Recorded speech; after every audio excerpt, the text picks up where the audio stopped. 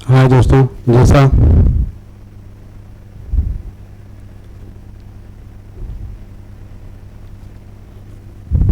हाय दोस्तों, आपको पता है कि जैसा मेरा ये सीरीज हम लोग का ज्योग्राफी की चल रही है। कल मैं आपको भारत में शक्ति के संसाधन यानी ऊर्जा के संसाधन पढ़ाया था। शक्ति के संसाधन जिसमें कोयला मैंने कंप्लीट कर लिया था। और आज की जो अपनी क्लास होगी है इसमें हमारा आज चलने वाला है। आपको बताया था कल खनिज तेल और प्राकृतिक गैस, ये तो आज मैं आपको कराने वाला था। तो उसमें क्या था, कल कोयला वाला जो हुआ था, कल कोयला तो आपको मैंने बता ही दिया था। और उसमें रही बात है आगे आज का, तो आज अपना क्या बचा है, आज अपना बच गया है खनिज तेल और प्राकृतिक गैस। ठीक है,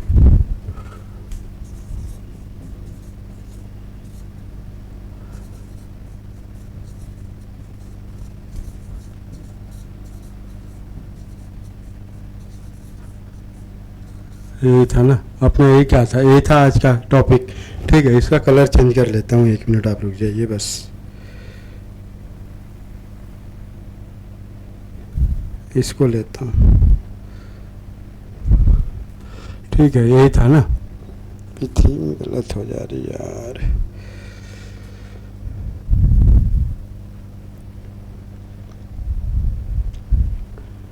इस पे दिखेगा आपको, इस पे आपको रेड दिखेगा। चलिए, ये है क्या, ये है आपका भारत में को शक्ति के संसाधन। ठीक है, ये है। तो आज का जो हमारा टॉपिक है, इसमें भारत में शक्ति के संसाधन वाला जो चैप्टर था, इसमें वह है खनिज तेल और प्राकृतिक गैस। क्या है, खनिज तेल और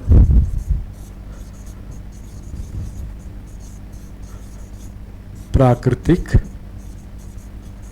गैस। ठीक, ये है, ये आज आपको हम लोग को पढ़ना है। ठीक है, ये आज हम लोग को पढ़ना है। ठीक है, तो आज हमको ये जो पढ़ना है, इसको सबसे पहले हमें करना क्या है कि इसका हमें पहले अपना वो कर लेना है, क्या कहते हैं, ये इसमें है, इसका पहले इतिहास देख लेते हैं। क्या है, भूगर्भिक स्थिति क्या है। देखिए, भूगर्भिक स्थिति मेरा बताने का मतलब है कि पहले कहाँ ये पाया जाएगा। ठीक है, भूगर्भिक स्थिति है। ठीक है, भूगर्भिक स्थिति, देखिए ये कहाँ पाया जाएगा। ठीक, इसमें होता है खनिज तेल और प्राकृतिक गैस टर्शियरी युग में है। कोयला क्या था, गोंडवाना और टर्शियरी दोनों में पाया जाता है, लेकिन प्राकृतिक गैस का है ये किस चट्टान में पाया जाता है, हमारे किस जीव प्रधान जो इसमें जीवाश्म के प्रधान सेल मिलते हैं उसमें, जिसमें बनाया जाता है, उसमें बनाया किस में जाता है आपको पता है। ये देखिए, खनिज तेल क्या है, खनिज तेल, सॉरी, खनिज तेल जो टर्शियरी है अपना, क्या टर्शियरी सेल समूह। ठीक है, सेल समूह में पाया जाता है। ठीक है, समूह में पाया जाता है, इसको आप ध्यान रखेंगे। ठीक है, ये उसमें टर्शियरी सेल समूह में पाया जाता है। ठीक है, पता, ये जीवाश्म प्रधान सेलें हैं वो हैं टर्शियरी वाली। तो इसमें क्या है, खनिज तेल और प्राकृतिक गैस, ये सब मतलब तह बाई तह मिलती रहती हैं। चट्टानों का फलन स्थिति, चट्टानें जब फलन हुई, जब चट्टानों का मुड़ना हुआ ना, जब चट्टानों का मुड़ना हो तो उसमें अपनति, जब ऐसे ऐसे फलन होता है ना, चट्टान जब ऐसे ऐसे टूटती हैं ऐसे ऐसे, तो इसमें कह रहा है कि अपनति में, किसमें है, अपनति। अपनति का मतलब क्या है, अपनति जो जो उठा हुआ है, इसमें जो ऐसे ऐसे तह बनी उसमें क्या है, प्राकृतिक गैस इसमें ही पाए जाएंगे। क्या, इसी में है आपका प्राकृतिक गैस व क्या, खनिज तेल। ठीक, खनिज तेल। ठीक है, ये देखिए मेरा कहने का मतलब जब अपनति हुई, जब ऐसे था, ठीक, इधर से बल लगा तो उसमें बल यानी फोल्ड हुआ, जब फोल्ड हुआ तो ऐसे ऐसे एक के बाद एक, तो ये उठा हुआ भाग है, इसमें जो अपनति हुआ है, जो उठा हुआ भाग है। ठीक है, अपनति अवनति दो चीज़ें होती है, ये अपनति होती है और ये आपकी अवनति होती है। ऐसे उठा हुआ क्षेत्र, ऐसे उठा हुआ, अभी मैं बता रहा हूँ आपको। तो उसी में क्या हुआ, उसी में इसका फॉर्मेशन हुआ। सबसे ऊपरी परत जो होती है उसमें प्राकृतिक गैस पाए जाते हैं। फिर क्या होता है, नंबर दूसरे वाले में उसके नीचे खनिज तेल और सबसे नीचे पानी पाया जाता है। और मायोसीन काल के चूना पत्थर, क्या मायोसीन काल में जब था तो चूना पत्थर एवं इयोसीन काल के सैल चट्टान इसके संचयी भंडार के लिए अनुकूल है।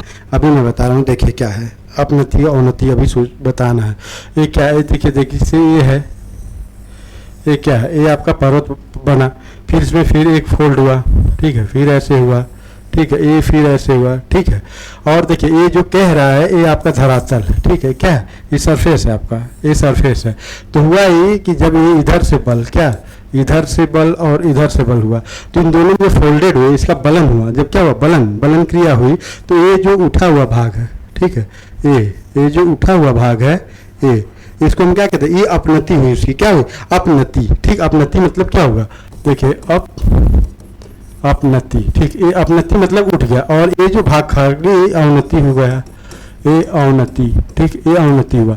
तो हुआ क्या, कहने का इसका मतलब है, तात्पर्य है कि जो अवनति वाला, इसी में जो पर्वत उठे हुए हैं उसी में क्या है, खनिज तेल का निर्माण हुआ और प्राकृतिक गैस। तो ये क्या कह रहा है कि जैसे मान लीजिए कि जैसे ये फॉर्मेशन है, तो इस फॉर्मेशन में आपका लैंड हो गया, और देखिए ये ऐसे एक हो गया, फिर ये क्या है, ये फिर ऐसे हो गया, फिर देखिए ये ऐसे हो गया, ठीक है। तो इसका कहने का ये मतलब है कि जैसे मान लीजिए पूरा फोल्डेड है, ठीक है, तो इसमें जो ऊपरी परत है कौन सा, ये देखिए, ये पहले तो ये आपकी बालू की संरचना है या चट्टान हो, बालू की संरचना, ठीक है, या चट्टान इसको कह लीजिए आप, ठीक है। फिर नंबर दूसरी बात की क्या होती है, फिर उसके बाद देखिए क्या आता है, फिर ये देखिए ये इसमें एक चीज़ ये आ जाती है, जो ऊपर वाला भाग होता है जो, तो इसमें क्या है, ये इसमें ऐसे ऐसे आपका क्या होगा, ये प्राकृतिक, इसमें आपका नेचुरल गैस है, ठीक है, इसमें नेचुरल गैस पाए जाएंगे। फिर जो दूसरा तह बना उसका दूसरा तह, जब इसी में एक दूसरा तह आ गया ए, ठीक, इस तह में क्या बनेगा, इसमें आपके क्या बन जाएंगे, इसमें आपके बनेंगे पेट्रोलियम, क्या है, ये पेट्रोलियम, ठीक है, पेट्रोलियम। और जो बचा है तीसरे में क्या आएगा, आपका जल का निर्माण हो रहा है, ठीक है।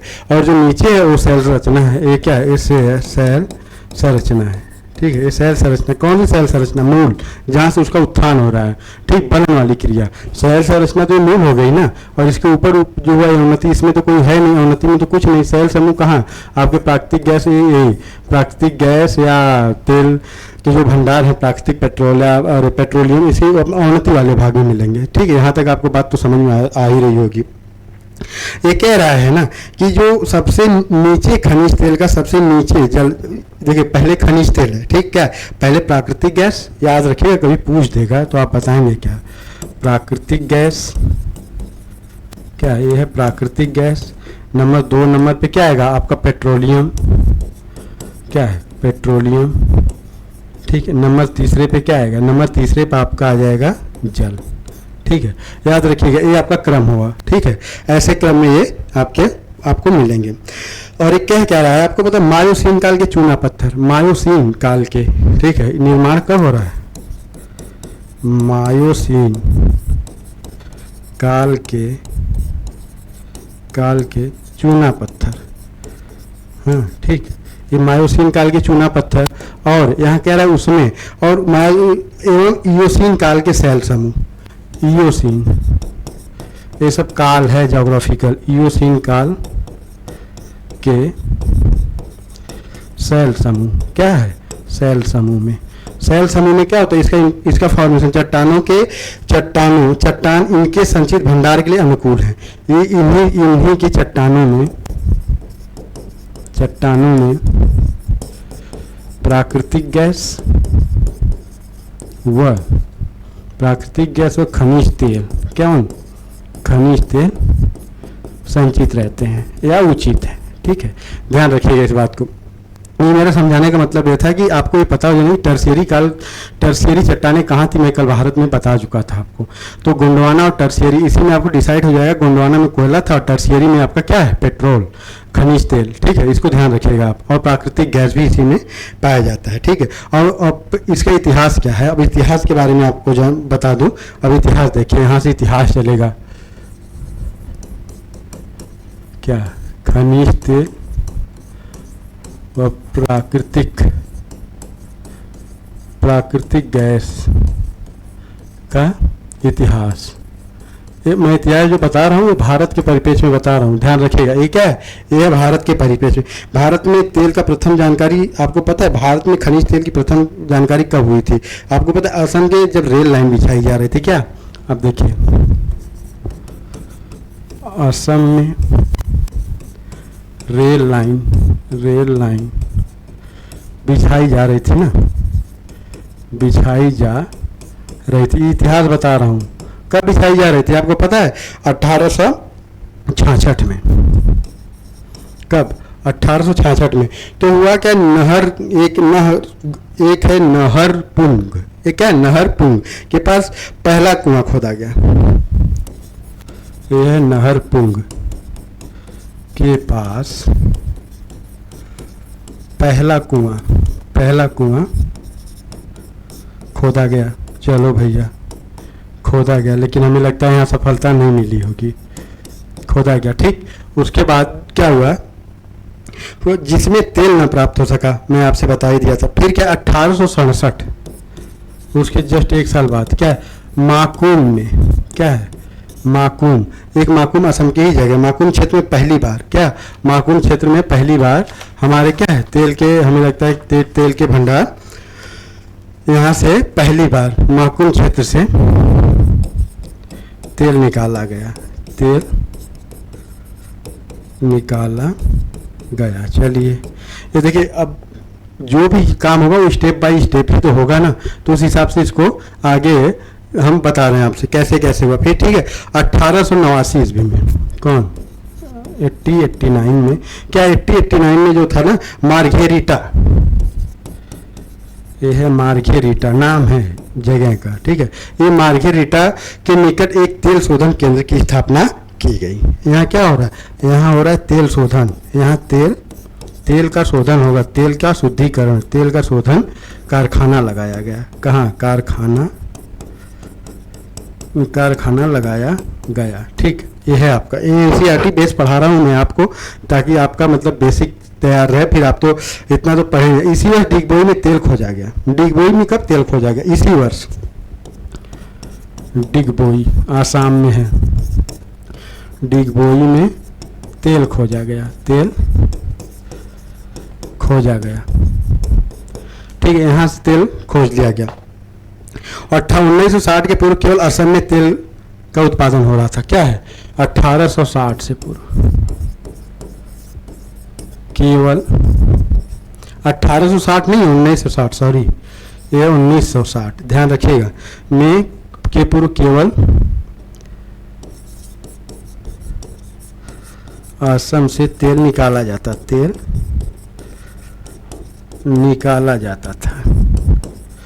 इसका जब ऑब्जेक्टिव कराऊंगा ना, तो आपको बहुत अच्छा और बहुत मज़ा आने वाला है, जब पढ़े रहेंगे तब, नहीं तो पता चला वैसे आए बाएं काएं करते रह जाएंगे, ठीक है। और इसमें क्या हुआ, असम के बाहर पहली बार 1860 में, असम के बाहर देखिए, 1860 में पहली बार असम के बाहर, कहाँ बता रहा है, ये कह रहा है असम के बाहर, 1860 में असम के बाहर अंकलेश्वर गुजरात में पहला तेल कुआं खोदा गया। कहाँ, गुजरात, कहाँ, अंकलेश्वर में पहला तेल का कुआं खोदा गया। चलिए भैया, खोदा गया। अब तटीय क्षेत्र है तो हम तेल तो मिलने के चांसेस ज़्यादा ही हैं, ठीक है। तेल का, इसका नाम वसुंधरा रखा गया। वसुंधरा तेल पूछ देगा तो आप नहीं बता पाएंगे। ये क्या है, ये है वसुंधरा, नाम से प्रसिद्ध हुआ है, ठीक है, प्रसिद्ध हुआ। चलिए, ये भी आपको बता दिया। अगला पॉइंट नोट करिए आप, ये वहाँ पे जब खोदा गया, भारत का पहला अपतट वेधन कहाँ, गुजरात के आलियाबाद द्वीप में हुआ था, ठीक है। अपतट, पहला वेधन क्या हुआ, गुजरात के, ये गुजरात के अपतटी वेधन, कहाँ, पहला कहाँ हुआ, आलियाबाद, मतलब आलिया बेट। ये जो आलिया बेट है ना, ये द्वीप समूह है। क्या है ये आलिया बेट, क्या है ना, एक द्वीप है, द्वीप, आलिया बेट द्वीप पे किया गया, ठीक है, किया गया, जो भावनगर से तकरीबन 45 किलोमीटर दूर है। 1975 में मुंबई हाई में, आपको मैं बता दूं, 1975 में कहाँ, मुंबई हाई में तेल की खोज हुई। 1975 में मुंबई हाई में तेल की खोज हो रही है, खोज खोज हुई, ठीक है, यहाँ खोज, चलिए ठीक है 1875 में। और इसमें क्या हुआ, ये भी मुंबई का अपतटीय क्षेत्र, ये भी अपतट, इसको मैं बता दे रहा हूँ, नहीं तो आप सोचेंगे ये अपतटीय क्षेत्र है, ठीक है, समुद्री का किनारा है, अपतटीय क्षेत्र में, ठीक है, ध्यान रखिएगा इस बात को। उसके बाद क्या कह रहा है कि 1976 में यहाँ से उत्पादन शुरू हो गया, खोजा गया, फिर 1976 में क्या है, यहाँ से उत्पादन तेल का शुरू हुआ। चलिए भैया शुरू कर दिए, ठीक, यहाँ तक तो हमने पढ़ लिया। मुंबई हाई बॉम्बे हाई के नाम से भी जाना जाता है, इसको आप भूलिएगा नहीं, मुंबई हाई को बॉम्बे हाई भी कहते हैं। आइए ठीक, आगे देखिए, इससे अच्छा क्या।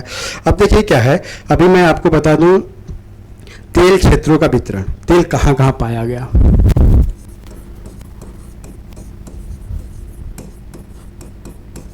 तेल क्षेत्रों का वितरण क्या है, यह है आपका तेल क्षेत्रों का वितरण। तेल क्षेत्रों का वितरण क्या है, पहले असम प्रदेश देखिए आप, सबसे पहले खोजा गया तो असम प्रदेश में ही देख लेते हैं ना, असम प्रदेश में कहाँ कहाँ खोजा जा रहा है। और इसको मैं लास्ट में जब क्लास एंड होगी तो उसमें मैप के माध्यम से आपको मैं बताऊंगा कि कहाँ कहाँ था। एक सेकंड के लिए रुक जाइए बस, 1 मिनट।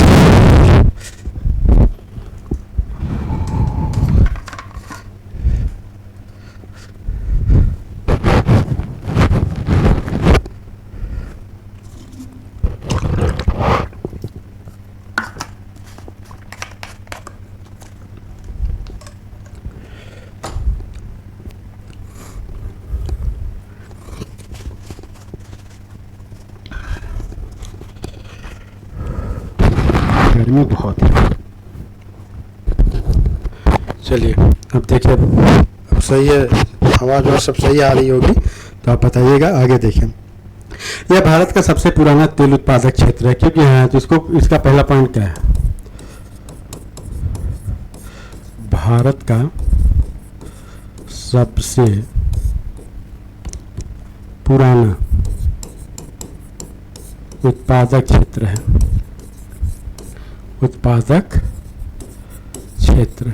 नंबर दूसरी बात, अब देखिए असम वाला इलाका है, टर्शियरी युग की काल की चट्टानें उधर ही पाई जाती हैं पूर्वोत्तर भारत में, इसलिए वहाँ पे इसका उत्पादन, इसका विस्तार ब्रह्मपुत्र नदी घाटी, असम से लेकर ब्रह्मपुत्र तक, इसका विस्तार ब्रह्मपुत्र घाटी तक है, अब देखिए मैं ऑब्जेक्टिव करा देता लेकिन वो रटने वाली बात हो जाती है। ऐसे में क्या एक दिमाग में हमारे खाखा रफली खींच जाता है कि कौन कहाँ है कैसे है, तो उसको हम लोग उस हिसाब से अपना हैंडल कर लेते हैं। अब देखिए पहला देखिए इसके अंदर क्या आएगा, पहला है डिगबोई, क्या है डिगबोई, ठीक, डिगबोई वहाँ पे था, डिगबोई चिल्लाता था तो उसका मतलब वो डिगबोई मतलब खुदाई के दौरान मिला था। 1954 में ये अकेला पेट्रोलियम का उत्पादक क्षेत्र था। कब? 1954 में, ठीक है, अकेला पेट्रोलियम उत्पादक था, ठीक है, उत्पादक था, ठीक। ये आपको मैं एक ब्रीफ नोट की तरह बता दे रहा हूँ ताकि आपका रिवीजन होता रहे। यहाँ का तेल डिगबोई रिफाइनरी में साफ किया जाता है, ठीक, ये डिगबोई रिफाइनरी में साफ किया जाता है, साफ किया जाता है, ठीक, ये हो गया। आगे देखिए क्या कह रहा है, फिर नहर कटिया क्षेत्र, दूसरा देखिए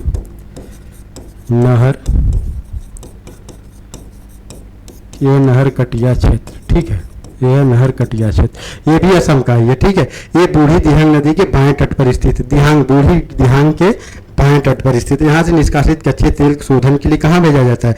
नून माटी, ठीक। यहाँ का तेल रिफाइनरी होने के लिए नाहर, यहाँ का तेल जो है कहाँ भेजा जाता है पता है आपको? नून माटी असम में है और बरौनी बिहार, कहाँ है, बिहार। यहाँ से भेजा जाता है यहाँ का तेल, यहाँ क्या करने के लिए, रिफाइन करने के लिए, यानी साफ करने के लिए। अब अगला देखिए क्या है, अगला क्षेत्र कौन सा है, इसका जो तीसरा क्षेत्र है, ठीक, तीसरा क्षेत्र हम क्या कहेंगे, मोरान हुगरी जन। क्या है, ये है मोरान, ये असम का ये मोरान, और क्या है आपका हुगरी जन, हुगरी जन क्षेत्र है, ठीक है। ये क्षेत्र आपका तीसरा क्षेत्र है। ये ब्रह्मपुत्र घाटी के क्षेत्र है के अलावा प्राकृतिक गैस भी यहाँ से के विद्यमान है, यहाँ पे प्राकृतिक गैस भी पाए जाते हैं, ठीक है। ये यहाँ के तेल शोधन, यहाँ भी बरौनी, यहाँ का भी तेल, यहाँ का भी तेल बरौनी में, बरौनी भेजा जाता है रिफाइन होने के लिए, रिफाइन होने के लिए, मतलब साफ होने के लिए। चलिए ये आपका हो गया, ठीक है। और एक रुद्र सागर लकवा क्षेत्र है, 4 रुद्र सागर लकवा क्षेत्र, क्या है, लकवा क्षेत्र। यहाँ से भी तेल का उत्पादन किया जाता है, ठीक है। ब्रह्मपुत्र घाटी में शिव सागर जिले में स्थित है। ये कहाँ है, शिव सागर जिले में है। ये आपका ब्रह्मपुत्र घाटी, ब्रह्मपुत्र घाटी, ये शिव सागर,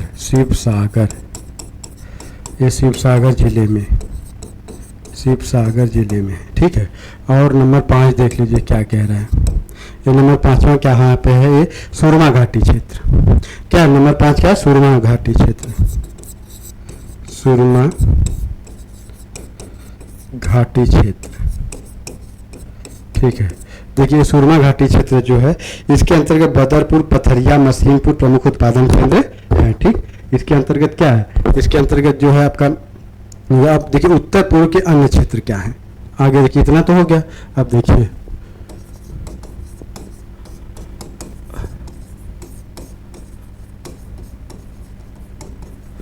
उत्तर पूर्व के अन्य क्षेत्र, अन्य क्षेत्र में क्या आ जाएगा, अरुणाचल प्रदेश नंबर 1, अरुणाचल प्रदेश, क्या है, अरुणाचल प्रदेश। अरुणाचल प्रदेश का कौन सा जिला आ जाएगा, तिरप जिला, तिरप जिला का, जो तिरप जिला है, तिरप जिला का एक आता है आपका निगरू क्षेत्र,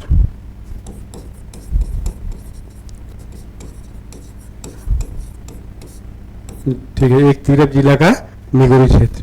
और नंबर बी देखिए कौन सा क्षेत्र है, वहाँ पे पूर्वोत्तर में नागालैंड का असम की सीमा पर बोरहोल्ला तेल क्षेत्र, असम व नागालैंड के सीमा पर है, ध्यान इसको नोट करिए, सीमा पर, ठीक। आप लोग इसको नोट करते चलेंगे तो इसके लिए मेरे लिए आसानी हो जाएगी। बोरहोल्ला, क्या है, बोरहोल्ला क्षेत्र। यही अगर पूछ देगा उठा के ना, तो सब लोग सोचेंगे कहाँ से पूछा है। बोरहोल्ला क्षेत्र में क्या होता है, यहाँ भी तेल का उत्पादन किया जाता है। ये आपका पूर्वोत्तर वाला इलाका हो गया, ठीक है। आगे देखिए गुजरात, सेकेंड नंबर पे। अब देखिए गुजरात वाला क्षेत्र कौन कौन सा है, यहाँ गुजरात। अब देखिए जो गुजरात का तेल क्षेत्र है, गुजरात प्रदेश का तेल क्षेत्र, ठीक है। गुजरात प्रदेश का जो तेल क्षेत्र आएगा आपको, उसको ध्यान रखिए। यहाँ अंकलेश्वर पहले देख लीजिए, अंकलेश्वर, ये है अंकलेश्वर। अंकलेश्वर में कहाँ पड़ता है, यह गुजरात का सबसे बड़ा और सबसे पुराना तेल उत्पादक क्षेत्र है, आपको पता है। यह नर्मदा नदी के दक्षिण में है, ठीक है। ये नर्मदा नदी के दक्षिण के कछारी भाग में है, ठीक है। भरूच के निकट स्थित है, ठीक। ये हो गया। यहाँ के तेल शोधन, यहाँ का तेल शोधन जो होता है वो टटराम्बे और कोयली भेजा जाता है। यहाँ का जो शोधन, तेल शोधन के लिए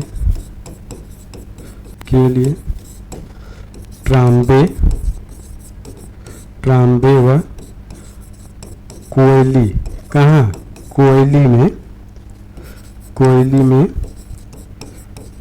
में भेजा जाता है। चलिए ये आपका हो गया। आगे देखिए इसके बाद क्या कह रहा है, यहाँ से उत्पादित प्राकृतिक गैस जो होता है बड़ौदा और उड़द ताप विद्युत को भेजा जाता है। यहाँ से जो प्राकृतिक गैस भी है, प्राकृतिक गैस जो है वो बड़ोदरा व उड़न ताप केंद्र को भेजा जाता है, ठीक है। बड़ोदरा और ताप के प्राकृतिक गैस जो प्राकृतिक गैस बन बचती है उसके लिए, ठीक। आगे देखिए, खंभात तथा लूनेज क्षेत्र, दूसरा क्या है, खंभात तथा लूनेज क्षेत्र, ठीक है। इसमें देखिए क्या कौन सा इलाका आएगा आपका, ये आता है, ये खंभात की खाड़ी के उत्तर में बाड़सर में स्थित है। कहाँ पे, बाड़सर जिला है ये बाड़सर में स्थित है। मेरा बस बताने का मतलब ये है कि आपका रिवीजन होता रहे। नंबर तीसरा जिला, अब देखिए तीसरा इलाका कौन सा है आपको, कलोल मेहसाना क्षेत्र। चौथा है मेहसाना, क्या है, मेहसाना क्षेत्र, ठीक। नंबर 5 पे मेहसाना क्षेत्र, नंबर 5 पे आ जाएगा आपका कोसांबा। ये सब देखिए, ये सब उत्पादक क्षेत्र हैं, कोसांबा क्षेत्र, ठीक है, ध्यान रखिएगा बस। नंबर 6 पे आपका कोसांबा के बाद आता है सानत क्षेत्र, क्या है, अब ये पूछ देगा तो आप सोचेंगे कि क्या है, लेकिन बहुत से लोगों को पता भी है आपका सानत क्षेत्र। चलिए ये भी हो गया कंप्लीट। अब देखिए पश्चिमी क्या कह रहा है, पश्चिमी अपतटीय क्षेत्र,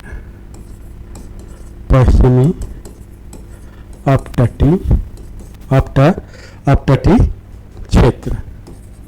और पश्चिमी अपतटीय क्षेत्र आपको पता है, पूर्वी अपतटीय क्षेत्र, पश्चिमी अपतटीय क्षेत्र अगर पता है तो पहले क्या है, मुंबई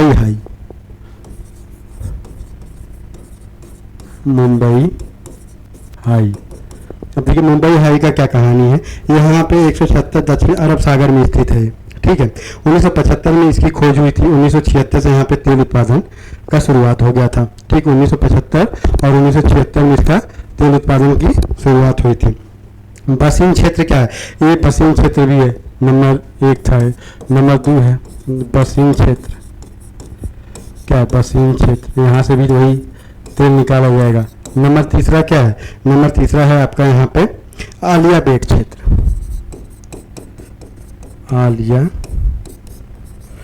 आलिया बेट क्षेत्र, ठीक है। ये तीनों क्षेत्र क्या है, मुंबई हाई, पश्चिमी अपतटीय क्षेत्र के तेल का यहाँ पे उत्पादन होता है। यह तेल क्षेत्र गुजरात के भावनगर से 45 किलोमीटर की दूर खंभात की खाड़ी में आलिया बेट द्वीप के है, ये गुजरात में, ध्यान रखिएगा, ये गुजरात के क्षेत्र भड़ौच के पास द्वीप पे है, एक आलिया बेट द्वीप पर स्थित है, ठीक। ये हो गया आपके ये तेल क्षेत्र। अब पूर्वी पे आइए, अब पूर्वी इलाके में कहाँ पाया जाएगा, अब पूर्वी तटीय क्षेत्र, ठीक है। अब देखिए मेहसाना और साना वो सब मैं बता दिया, और कृष्णा गोदावरी, चलिए कृष्णा गोदावरी वाला क्षेत्र है ये क्या, कृष्णा गोदावरी वाला के भी ये नदी बेसिन क्षेत्र अपतटीय और अपतटीय दोनों तेल पाए जाते हैं, अपतटीय भी है अभितटीय भी है, दोनों का होता है। अभी इसका विस्तार गोदावरी थाल मतलब आंध्र प्रदेश से लेकर तमिलनाडु, क्या है, ये आंध्र प्रदेश और तमिलनाडु के तंजावुर क्षेत्र से इसे रामभा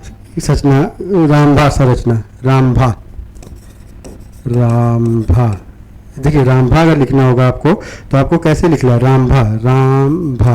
रामभा ये क्षेत्र है उत्पादन का, कहते हैं पूर्वी तटीय क्षेत्र में स्थित है, इसको हम कह देते हैं, ठीक है। और ये पूर्वी तटीय 23 कच्चे और कृष्णा गोदावरी बेसिन और ये समुद्री तल, कृष्णा गोदावरी में और समुद्री तल में भी बहुत सारे में ये पाया जाता है।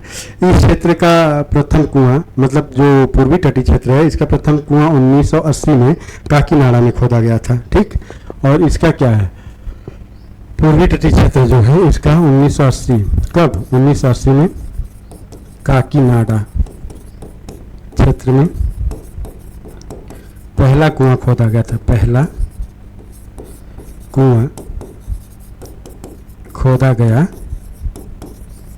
था। ठीक, पहला कुआं वहां पे एक खोदा जाता है। ठीक है, और क्या है कि कावेरी बेसिन क्या है, इसको देख लीजिए, बहुत इंपॉर्टेंट है।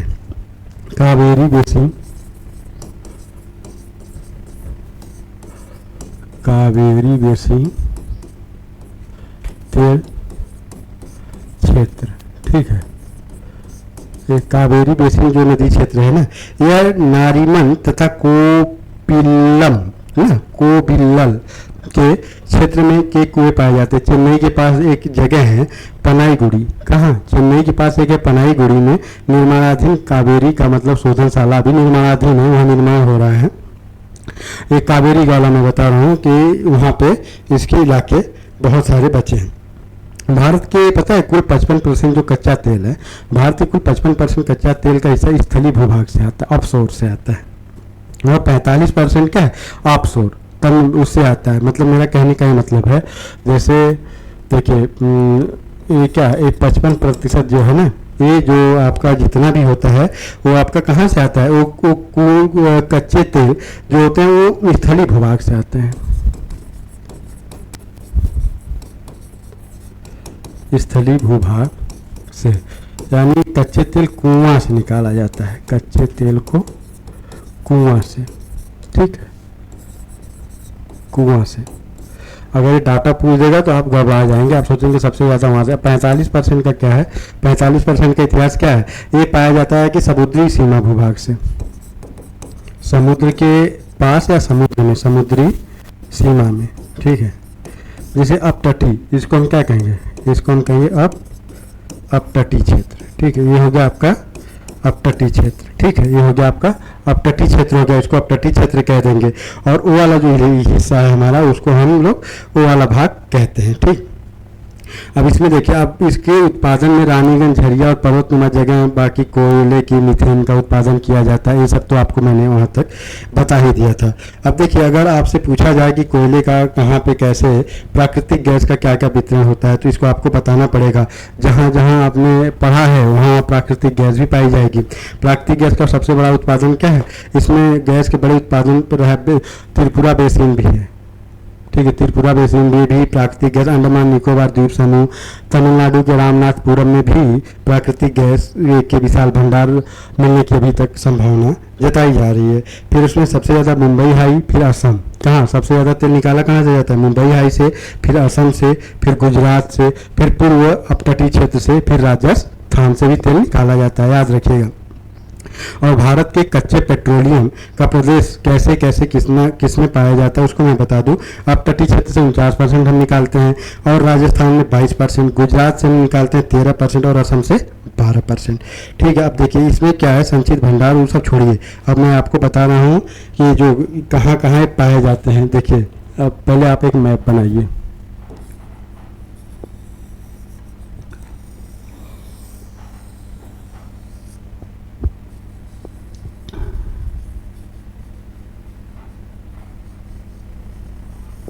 एक अच्छा सा पहले प्यारा सा भारत,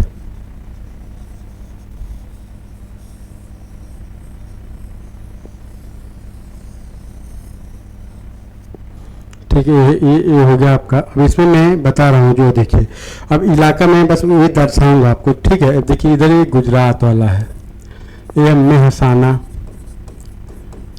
ये है मेहसाना। ठीक है, मेहसाना। ठीक, उसके बाद आइए कलोल। देखिए कलोल कहाँ पाया जाएगा, आपको ध्यान रखना है, कलोल और इसके बीच में है, यहाँ क्या है, एक कलोल, एक कलोल तेल और प्राकृतिक गैस वाला इलाका में इसमें दर्शा रहा हूँ। फिर अंकलेश्वर, आलिया बेट, ये सब यहाँ पे है, मतलब द्वीप में है। अंकलेश्वर, अंकलेश्वर, और फिर यही द्वीप में आपका क्या जाएगा, आलिया,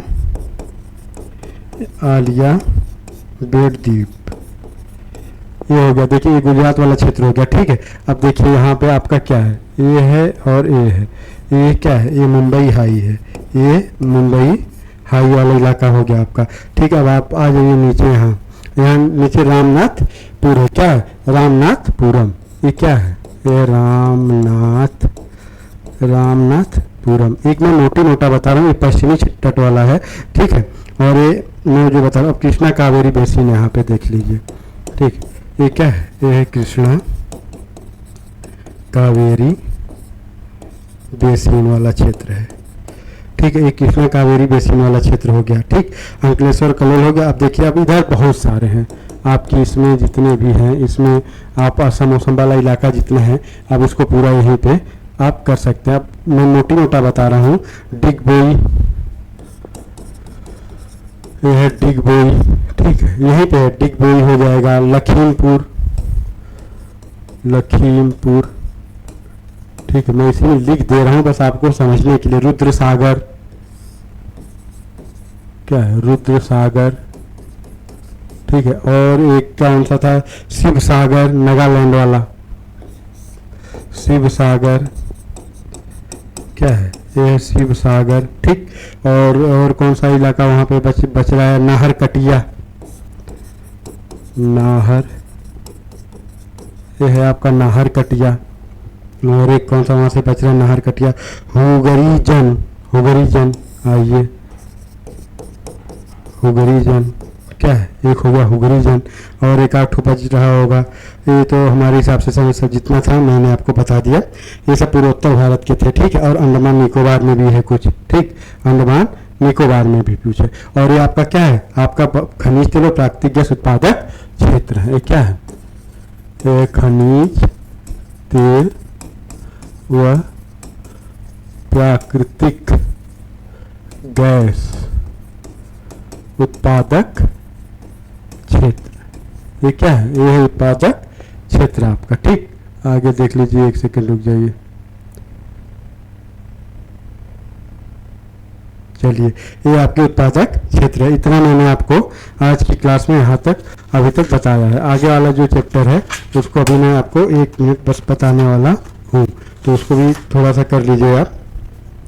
अब जो बंदरगाह है उसके फिर बाजार आधारित है, वैसे आधारित है, तो ये सब तो आपको पता है। ये सब तो सीधे सीधे मैं आपसे बता ही दिया था। ठीक, और ये रहा प्राकृतिक गैस वाला चैप्टर। जितना भी प्राकृतिक गैस वाला था वो आज का मैंने यहाँ तक इसको निपटा दिया है।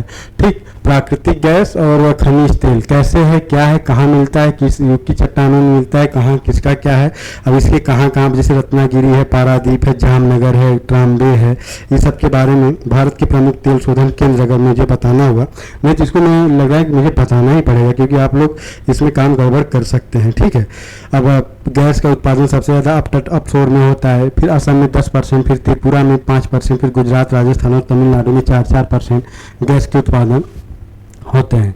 ठीक है, तो अगर आप कहेंगे तो इसको मुझे बताना ही पड़ेगा, क्योंकि अगर मैं इसको बताऊंगा नहीं तो शायद आप लोग यहाँ से कम मात्रा में होगा। तो इसको आपको ये मैं आपको कल बताऊंगा, भारत के प्रमुख तेल जो शोधक हैं कारखाने उसको, क्योंकि अभी आपको ताती पाका पूछेगा तो आप नहीं बता पाएंगे किस जिले से, मतलब राज्य से है। और मोटी मोटा अगर बताना है तो मैं अगर बताऊं तो इसमें तो ज़्यादा टाइम, आज की क्लास बस मैं यहीं पे रोकूंगा, और कल इसके आगे की क्लास मैं जब लूँगा आपको तो मैं कल आपको इसका पूरा डिटेल और कितने कितने इलाके में कौन कौन सा तेल क्षेत्र भी वहाँ पे है उसको कल मैं बताऊंगा। आज के लिए बस सिर्फ इतना ही। आज के लिए आप लोगों का धन्यवाद।